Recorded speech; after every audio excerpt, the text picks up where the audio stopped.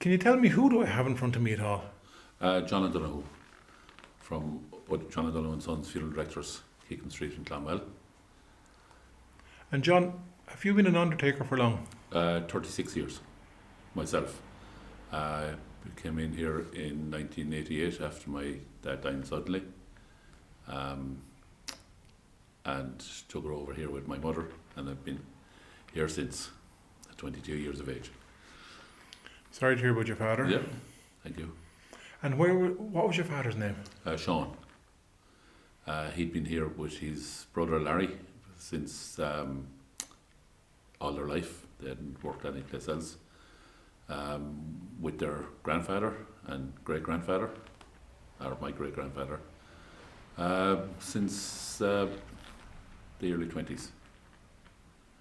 And what was your great-grandfather's name? John as well, known as Darby. My grandfather was John also, and he was known as Buddy.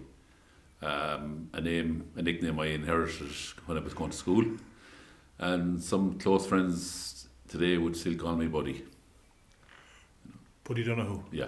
Yeah. And come here, how did himself get involved in it? Your great-grandfather?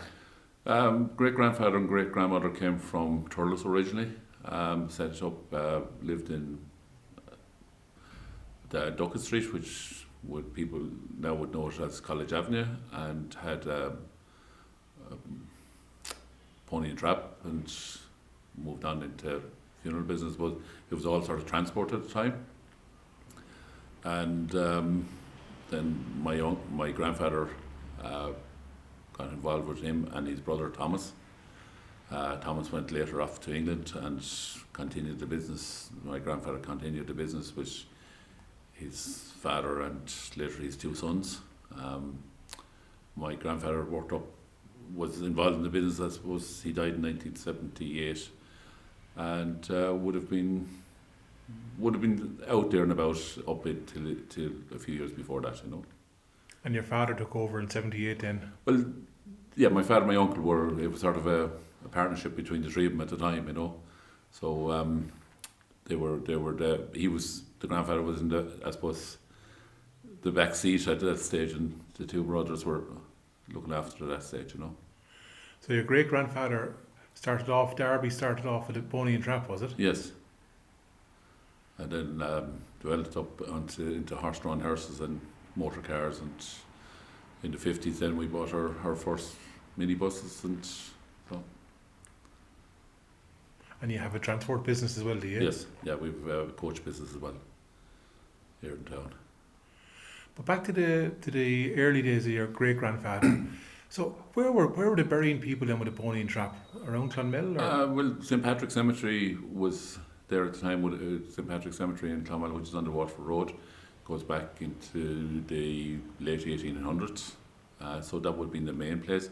There would also been one or two cemeteries around the edge of town, like Rathrone and got blank. Sort of old tradition. Marlafield would have been another one to the west of town, where families would have had their tradition there as well. So, but now it's just St Patrick's Cemetery that people are buried here locally, you know, in the town. But there were other small little graveyards around, yeah, dotted around. You didn't meet your great-grandfather? No. Knew my grandfather very well. In his later years, I would be sent down to get a little drop from in his local pub when he was bedbound for a few years before he died, and I was going into a pub at 10, 11 years of age to get a half one or a naggin, you know. I said it'd be frowned upon now if you went in and looked for a naggin. It didn't matter who you were, but the pub in question knew who I was and knew who I was getting it for, and I'd have to go for the fags for him as well, and during the week to the shop, you know. No questions asked, just they knew who they were for, you know. So different times, you know. And was there many kind of differences, say, in the business now and the business, say, in your grandfather's time? Well, back then it was horse-drawn hearse, and most of the wakes took place either in the house or in, you know, the hospital mortuary, where a lot of the wakes in town would have taken place, you know. Where now you have a funeral home, which, you know, is a great idea, especially for families. You know, which is a new idea in Ireland. You know, the first funeral home that money came into Ireland in the 70s. We opened our funeral home here in 1981.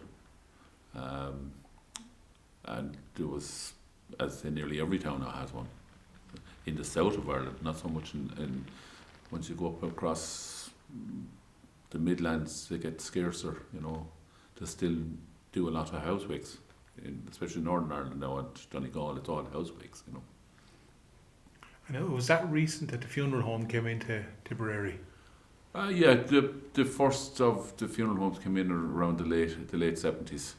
You know, there was a few open, and you know, people thought they were a good idea. Other people think no, they thought, you know, it was probably one of the biggest changes, I suppose, in the funeral industry. And do you remember the wakes in people's homes before that? Well, they still take place, you know. You hear a few stories from my grandfather would have been out in the Nire Valley, and doing a funeral one evening, and the snow got too heavy that they had to abandon the removal to the church, and till the next morning, till the snow went, you know. So the wake went on all night. So there was a good drinking session had, you know. And was there truth in that the wakes were a lot of parties or a lot of drinking and a lot of... Oh yeah. It's one rule that my father and uncle made, that we wouldn't allow drink in the funeral home. And it's something we've kept up to this day, you know. That we, you know, if you wanted a wake and you wanted drink involved, it wasn't going to happen in the funeral home. And we, you know, I think it was important that it didn't become a party house either, you know, if you want to put it that way, you know. And do you ever remember a wake where that kind of crack was going on with drinking and games? Oh yeah. You know, it's like, you see, I've seen wakes where people have been, you know, probably a bit too drunk, you know, which is, I suppose, in one sense disrespectful to the deceased, you know. And it still goes on in certain parts of Ireland, you know, that you have a good wake going for a week. And why do we do it at all? I suppose it's our tradition. It's what we've done for hundreds of years to give our loved one a good send-off, you know. And I think it's what's people from the UK sort of feel it strange when they come over and have a wake, you know. They don't. It's not done in the UK at all, hardly, you know. They don't, and they find it very strange that we do it, you know. And they think when they do see it, they think, oh yeah, it's lovely. You give the person a good send off, you know. And other countries do it as well, you know. The Indians and a lot of the Eastern, what's the word? People from Eastern Europe. Yeah, well, Eastern Europe or Eastern, you know, Asia, you know, would have wakes, you know, still. They don't call them wake, they call them something else, you know. And one thing that would always struck me, and you probably see it every day, is that we get buried after 3 days here, isn't that right? Yeah, it's becoming a bit longer now, due to, I think, you know, if the deceased has to go for a post-mortem, which can take 3 or 4 days to take place at the moment. You know, if there's family coming home from abroad, that has to be taken into consideration, right? So it's not unusual now to have a funeral 4 or 5 days later after the deceased died, you know. And people, when I came in here in the 80s, it was not unusual that you'd get a phone call from a family maybe at 6 or 7 o'clock in the morning saying that someone had died belonged to them, and you were going to the church that night and buried the next morning. So it was done in 2 days. So that has changed, and it's no harm because families have to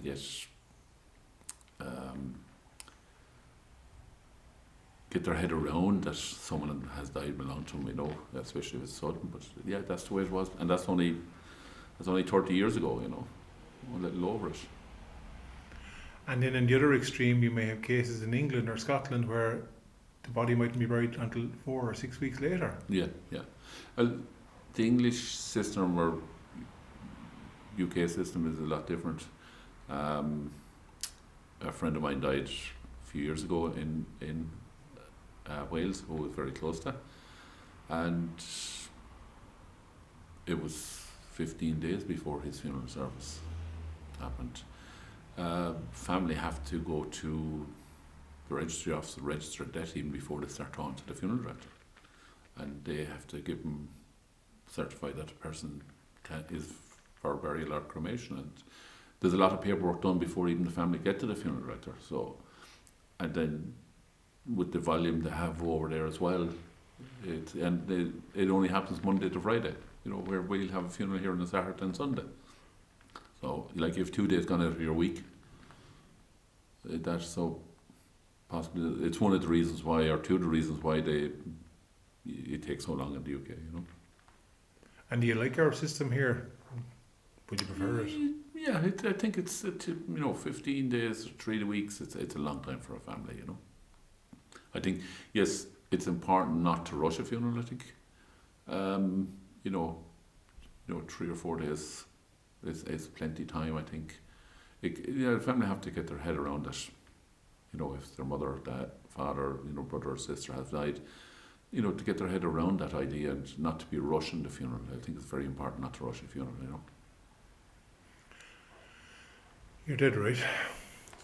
Tell me this as well, even looking back, say, if looking back at the funeral, say, in your grandfather or your great grandfather's time, what other differences were there? I suppose in certain parishes there was a lot of old traditions there. Take example for Fethard, which is 8 mile away north of Clonmel.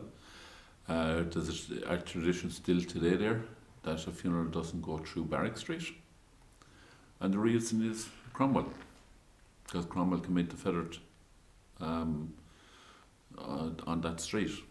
So the funeral takes the long route around through Barrack Street and up to the cemetery on the Kilnall Road, and that is even done today. A few years ago, I was doing a funeral in out around Clare, and again it's a village north of town, and one of the neighbours asked me what way we were going to Clare Church, and I told him what route I was told, and I was advised not to go that way because again that was the road Cromwell travelled when he was heading for Clonmel. So Cromwell is still around even today, like the Nire Valley had a tradition there of going back to years where before the coffin was lowered into the grave, they would loosen the lid screws on the coffin,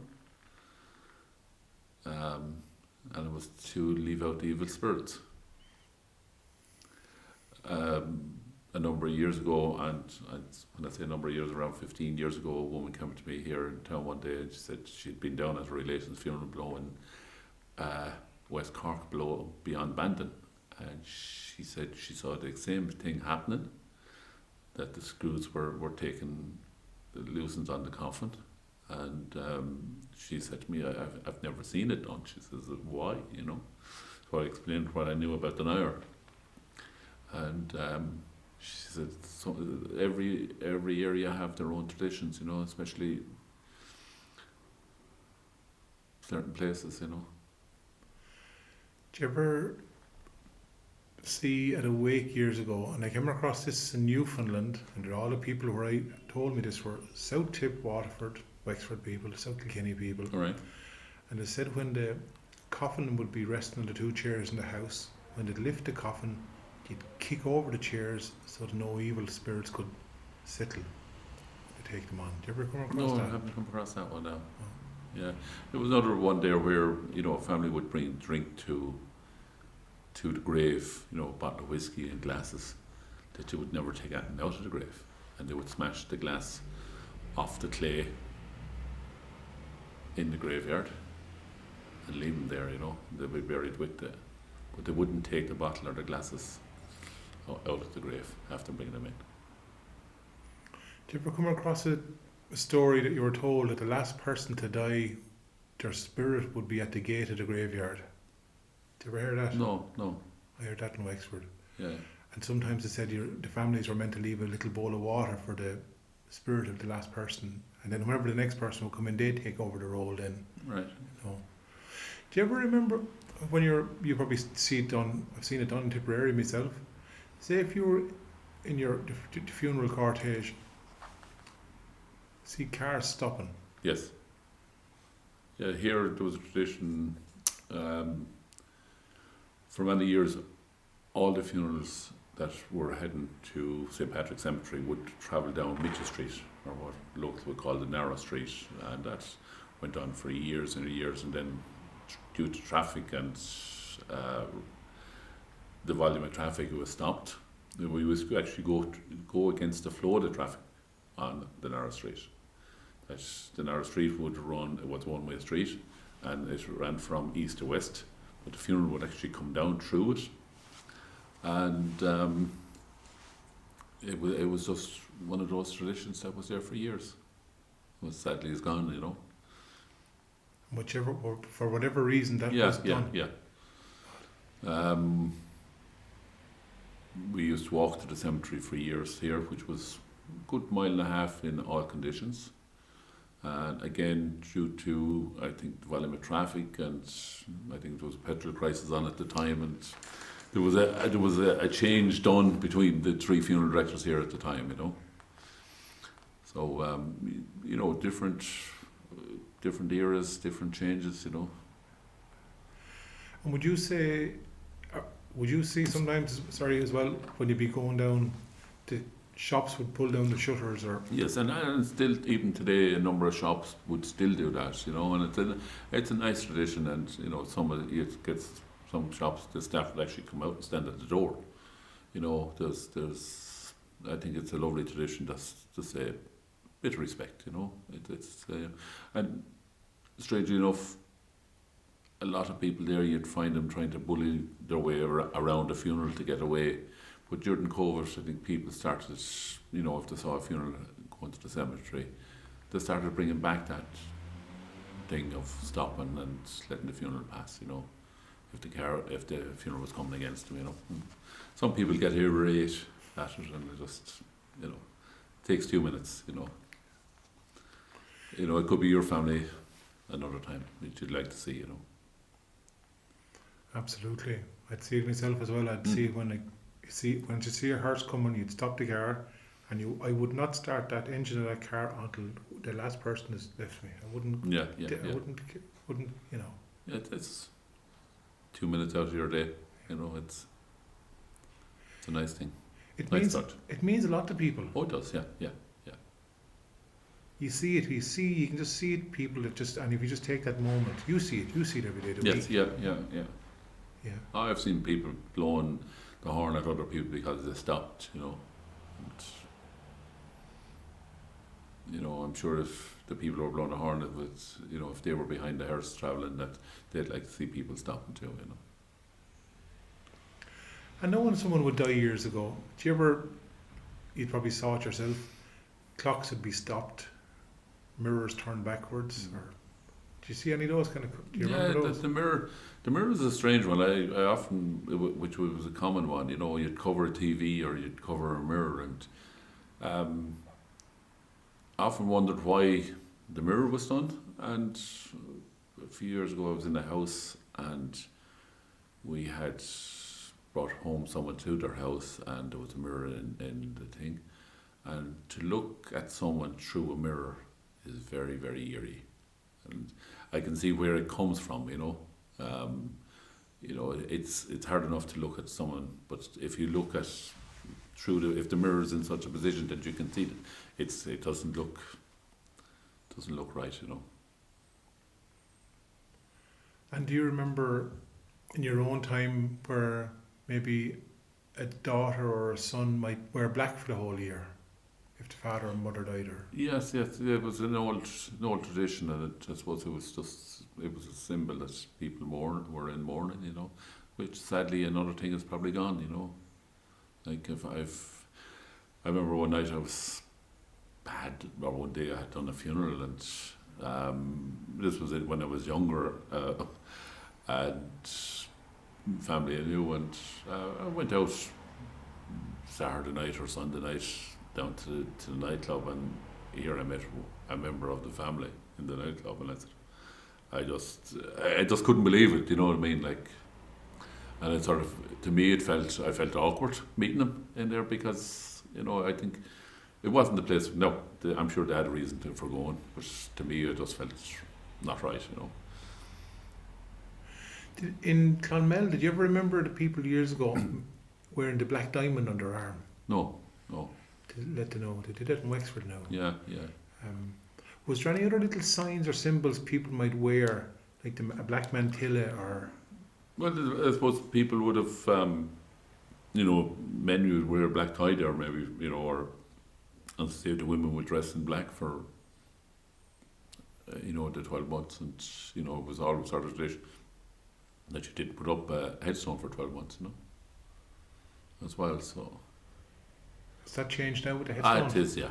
It's often people would sort of decide, right, we'll get it done for Christmas, or we'll get it done for the deceased birthday, you know, so yes, times have changed that way, you know. And do you see people visiting the graves an awful lot at Christmas? Oh yeah, if you went to the cemetery in Clonmel, like, it would be packed, you know, Christmas morning or Christmas Eve, you know.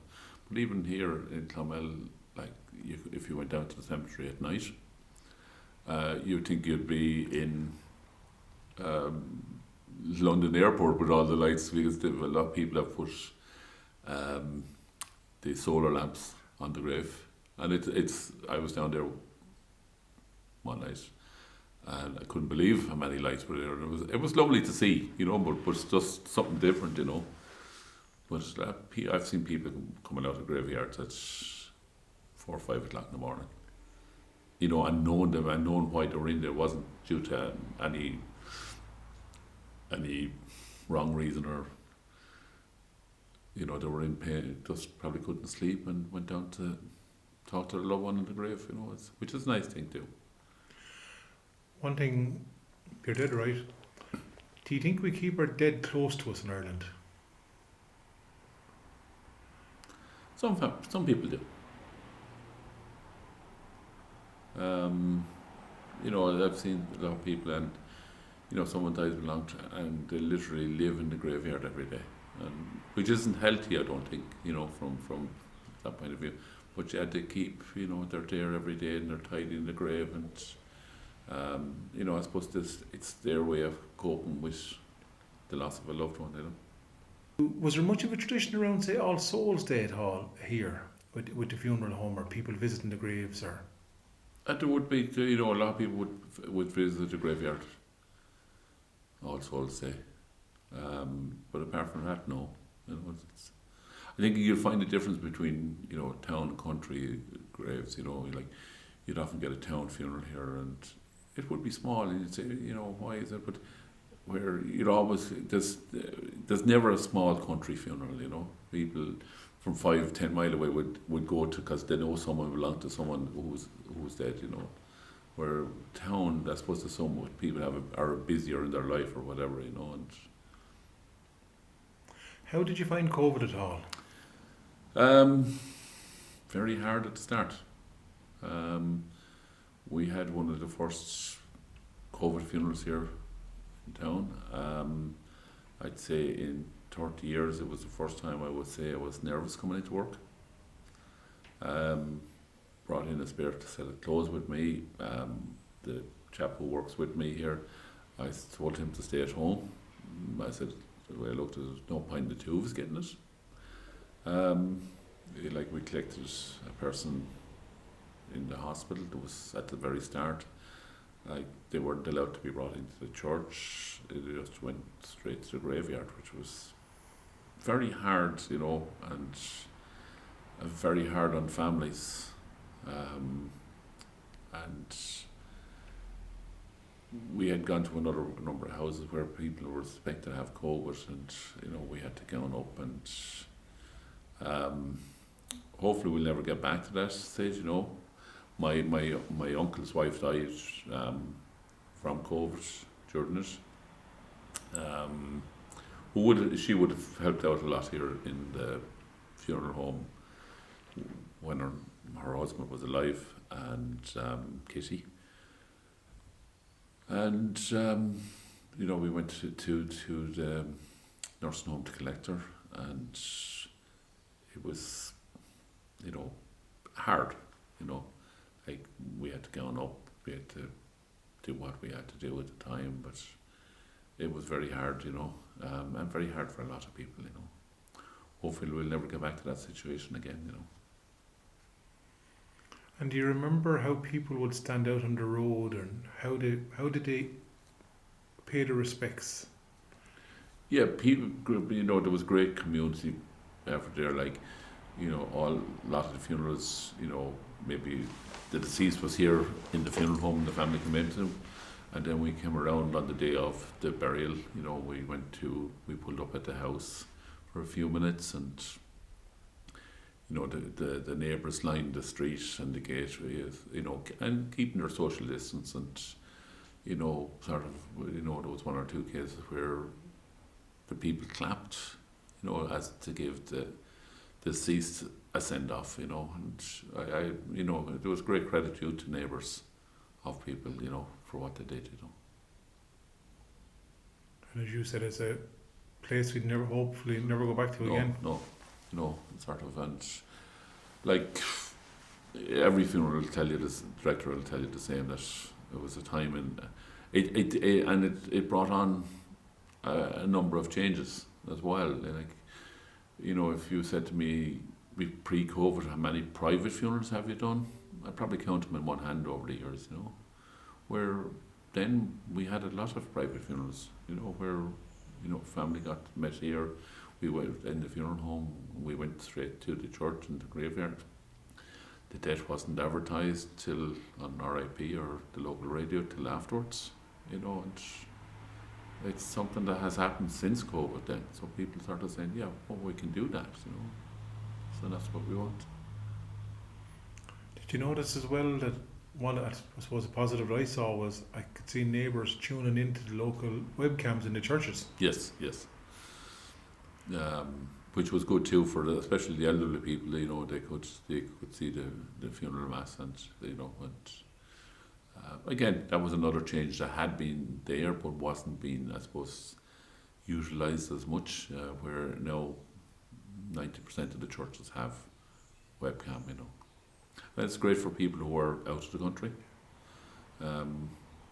We had one funeral in particular, and there was 3 daughters and a son, and they all were at the other ends of the world, and unfortunately they couldn't come home for their mother's funeral, and they were able to watch it through webcam. So hopefully that was something positive came out of Yes, it. yeah. And even at that time, in one case where we had no recording for the gravesite, and recorded the burial with my phone at the time, and we sent it on to the family then afterwards. So we did a few things that were unusual. I think didn't think I'd ever do in my life, during COVID. Yeah. And come here, can I ask you as well, your grave diggers here, are they hand dug here, or are they dug by digger? The local St. Patrick's Cemetery nowadays dug by machine. In the country graveyards, they're still hand dug. Health and safety doesn't allow them go down certain feet, so a lot of the newer graves in the country are actually being dug by machine as well. And do you remember years ago the graves being filled in as the family were there grieving? Yeah, and it's actually still done in the west of Ireland. We were in Connemara there, it was around 3 years ago, doing a funeral for someone who had died here, and we were originally from Clonmel side. And halfway through, the priest was saying their prayers, and the three lads appeared at the gravesite and started filling it in as the priest was saying the prayers. And the family joined in and helped then as well. So yeah, it's some of the west of Ireland, West Kerry, Cork, they still have those old traditions. Had you ever seen it being done in Tip? Yeah, the odd time it's done that a family want to fill in the grave there while everyone's there. It is a nice tradition if you have enough family there to do it. Do you ever see where family and neighbours would dig the grave? Yeah, it's we've one parish there in Gilsheela now, and there's one section of that parish and on a certain area, and if anyone dies in that parish, the neighbours will dig the grave, which is again lovely tradition. Have you seen much of a movement back towards the wakes into homes? We would probably, I think, depends the area at times. We would have ourselves would have sort of a small percentage of what we call house funerals compared to other areas. I talked to some of my colleagues around the country now, and someone would say of their business, say 50% would be house funerals. Where in Donegal it's nearly 100% house funerals. Like there's a funeral director I know in Letterkenny, and it's rare that he uses his funeral. It's all house funerals. But you'd still be called to do the removal with the hearse and all that. Yeah. You'd collect the deceased from the house and bring them back to your facilities and funeral home, and embalm and dress them and coffin them, and then bring the coffin back to the house. Not every house is suitable, but for us, Do you ever see windows or doors taken out to get the coffin in or out? Yeah, many a time. Normally what I do if you're think that a house mightn't be suitable, you go and have a quick look beforehand, just to make sure you've that you can make access, and get in through the front door or even the back door. Patio doors are great. It's funny, I've been in a few houses and I'd see scrapes in the windows, and the person would tell me that's where Daddy was taken out through that window there. Yeah. You mentioned embalming. Did your own grandfather and your father and all and yourselves do that, or did you have a woman that come in that would do that? Well, embalming is only relatively new in Ireland. Well, sort of when I took over here in the 80s, embalming was rarely used at the time, unless you had someone that was going to be around for a week or so, or if someone was being, repatriated back to foreign country. And at that stage you'd have to go maybe to Cork to get it done, and I suppose it was only in the late 80s, early 90s that we started using embalming, Then, as I had said to you earlier on, a lot of the funerals were taking place within a day and a half to 2 days. So you didn't need embalming, but with that extension of the extra day or two coming into a funeral, yes, you do need it. And I suppose the other thing that you needed was, you found that with chemotherapy and radiotherapy, there was a lot of chemicals being put into a person, and that what caused a lot of problems at a later stage,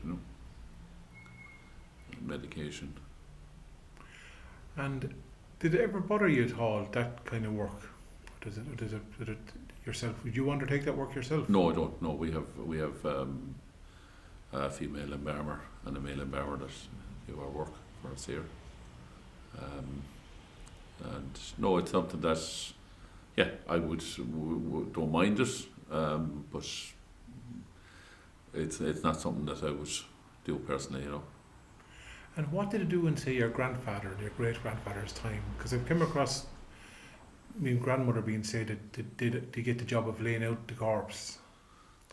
Was that kind of getting the corpse ready for the funeral? Was that Yeah, right? there was like in a lot of the, say parishes around, you'd have maybe a public health nurse, or you'd have a woman that would be known that she would come to the house and lay out someone, and wash them and do everything that was necessary to have the person looking great, good in for the wake, which would have been an old tradition. There was everyone knew the woman, that would look after that. She'd have candles and she'd have crucifix and she'd have them in a case in her house, and And did you have a name on her at all? not that I can recall that was a name on her, But you probably would have known the person locally. Yeah, well, the locals would have known too. Yeah, she often would have come maybe from a nursing background or something like that, and be retired and. An essential part Yes. of life. Yeah. And come here, do you ever remember as well little traditions years ago where you mentioned the little crucifix and did you ever see people with the little anointing oil or the little crosses and stuff in anything like that would be kept with the corpse? Well, going back, I remember back in the 80s, a woman came in to me years ago, and she said she was looking to buy a habit. And I asked the question, was there someone dead? And no, she said, I want a habit for my mother who is not well at the moment. So, gave her the habit anyway at the time, and I made inquiries to my uncle, and why would this woman want to have it? The person said. So years ago, if someone wasn't well, they would go. At the time, back years ago, you would buy the habit actually in the local draper shop, not off the funeral director, and you would actually put it in the hot press, and it would be there for maybe a month or years or two before the person would die. So when you drive to the house, then the habit would be on them already. This was before we started using clothes now, where rarely it's a rare thing now to see a habit on a corpse.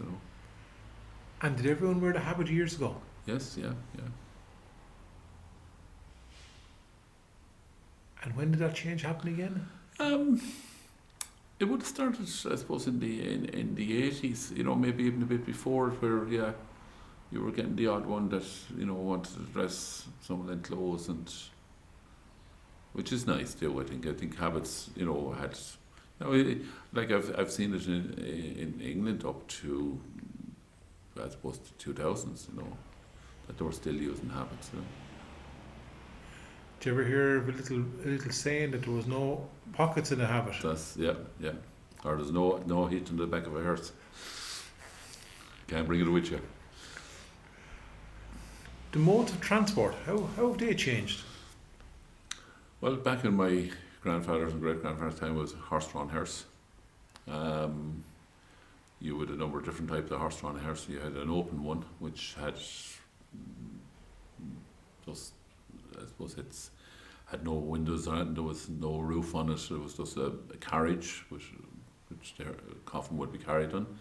Then later on you had the covered in hearse which was very decorative and had stained glass windows on it or etched windows. We still have the glass from one of our hearses, horse-drawn hearses, in our office, which is probably over 100 years old. We had our first motor hearses there in the 30s, going into the 40s. There were always tend to be, motor hearses always tend to be in a big car, a Dodge or Chevrolet or you know, the big Fords, V8s that go back in the 50s and 60s. We've probably tended to be lovers of our Fords over the years, you know, to your modern day hearse, you know, your Mercedes or your Ford or your Opel or it would have been, you know, like the horse-drawn hearse would have went to Dungarvan back in the day to bring back a funeral back to maybe the Nire or that area of County Water where we would have done a lot of work, you know. And we did a certain breed of horse as well, which was able to travel. That unfortunately the horse didn't come in black, so we would have had the cloaks for the horse, you know. And there was a headpiece for the cloak, and I have a pair of them still in the attic, preserved, you know. So there's a special black cover for Yeah, with tassels along the end of it, and there was a full headpiece as well, and you know the eyes were cut out for the ears, and that went from Clonmel to Dungarvan. yes, yeah, rested in Dungarvan and probably made its way back. Probably that, and probably it's where you got places like the halfway pub between here and Dungarvan, and they probably would have stopped for a break and probably a half one or two, you know, or hot whiskey on the day. And who would have taken that journey? Your father? My father would have, my uncle would have, grandfather would have, you know. And you know the cars you spoke about, those V8s, those Dodge. Where were we getting those back in the day? I suppose it was often a case that you'd source a car up the country, and you know you'd send it off to be built to hearse bodybuilders. You know, like there was a company here in Clonmel back years ago called Organised. They were bodybuilders, and they would have built hearses. You know, one of the oldest companies around who still build hearses today is Duffy's in Dundalk. You know, and they've been at it going back 50, 60 years or more. You know.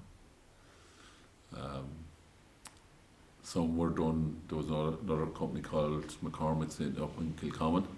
They're in sort of the north of Tipperary, of the county, who built hearses as well.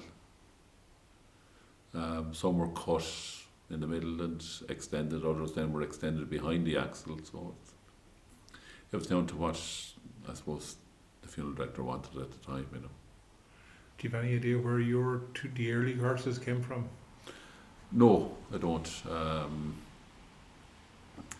There would have been a good number of coach builders who would have been building, you know, trucks as well as, you know, putting bodies on trucks but they would also do hearses, you know. So we would have bought probably go back there second hands, maybe, you know, from a colleague of ours in Dublin who was getting rid of a hearse that was a few years old, you know. Then we would have, back over the years, then we would have bought new as well. And at the moment I rescued a hearse in Donegal there a number of years ago, which my dad and uncle had bought new and got it built, and recovered it there 6 or 7 years ago. So we're in the process of restoring it at the moment. It's a 1977 Ford Granada. Oh, that's brilliant. Yeah. You went away to find it, did you? I didn't. I actually came across it by pure accident. I was at home one night looking at Donegal as one does, and we see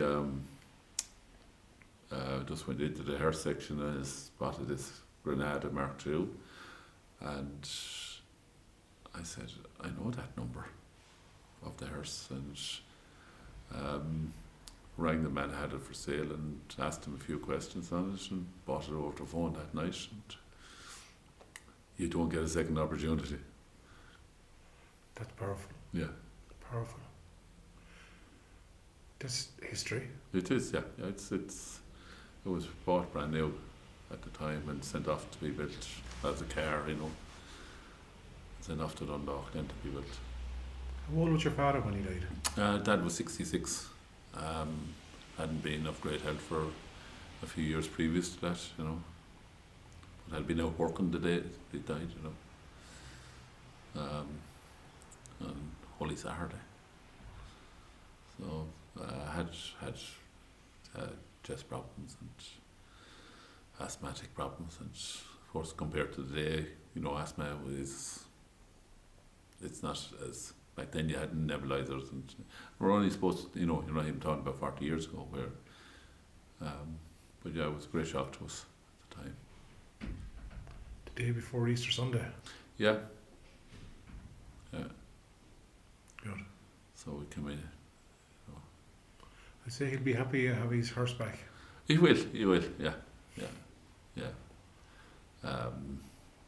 He would have been chuffed now over that. If I got it back, And it was just, I had no intention of looking for an old hearse or anything like that at the time, It just happened. Came to you right. Came to it right, yeah. Brilliant. Have the coffins changed much over the years? Yes, I suppose a lot of them have got more decorative, if you want to say.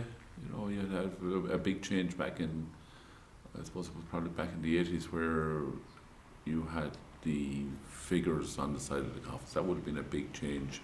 You had the Last Supper, Crown of Thorns, you had a scene of Knock or Allures, and you had a Crown of Thorns on the end of the coffin. Like, they came out in the 80s, and they were a big change from the traditional coffin, and they're still popular today, The Last Supper, I suppose, was probably the most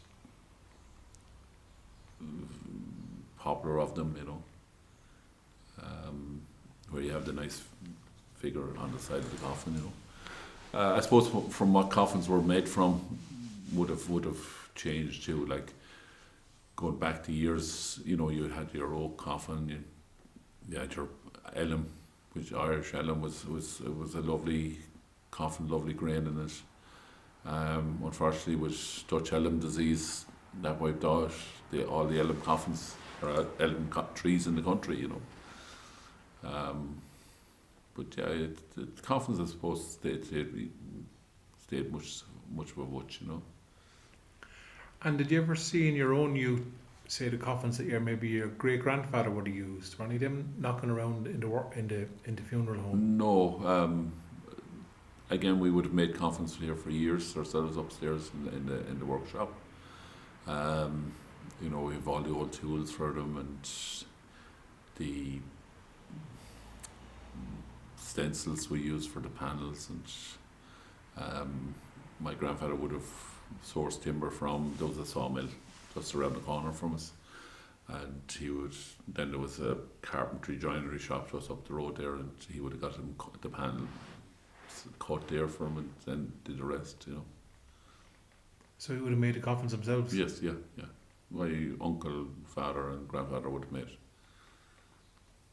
And when as kids here, any of the kids here on the street here, where we're sitting here at the moment would have been part of the workshop, and as kids we would come in here and play hide and go seek, and you would hide in a coffin, and like if you could talk to any of the kids my age in Kickham Street here, they'd tell you the same story.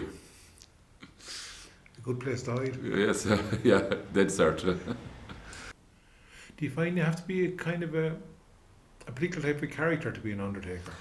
It's not for everyone, it's some people, you would often wonder why they became funeral directors, whether it was that they were under pressure from their own family to do it, and then you see people who have no tradition of business coming into it and loving the job. It isn't a job for everyone, It's 7-day week job, it's nighttime job, it can be a wet job, it can be, but I think when the family is, comes back into you afterwards and says, look, we appreciate everything you've done for them during this hard time, and then that's where I suppose your reward, if you want to say that, Do you ever hear a little saying, happy is the corpse? The rain falls on, yes. And many time it has, you know. Many time we've got wet wasn't the word for it, you know. In one instance, we were in a graveyard on New Year's Day, and the heavens had opened, and as we walked to the grave side, the clay on the grave actually washed straight back into the grave, and it was a case of saying the prayers there, holding the coffin, and we put the coffin back into the hearse, and the grave diggers had to go re-digging the grave, and it was sort of a case of for every 2 shovels they took out, one was going back in again, and we were so wet at that stage it didn't make a difference, you know. But that's part of the job, you know. I'm sure there are very sad memories as well of sad days and that you've had over your lifetime in this job. Yes, yeah, it has been a few over the years. Like I was only talking to a chap yesterday, and we were talking about his brother, who was a classmate of mine, and he died when he was 36. And I said to this day, it was probably one of the hardest funerals I ever had to look after. You know. You knew him? I knew him. We were in the one class going to school. He worked here in town, was sick for a very short time, and you know. How do you get on with life when you go home? You have to leave the job at home and leave it at work, you know. You have to have your hobbies too, you know. And I think it's important that you have some outlet away from that, you know. That it can't be all deal with death the whole time. You know, I think it's important to have an outlet, you know, in this job to get you away from it. Otherwise, I think it wouldn't do you any good, you know. Brilliant. Listen, it's been lovely chatting to you. Thank you. Good afternoon.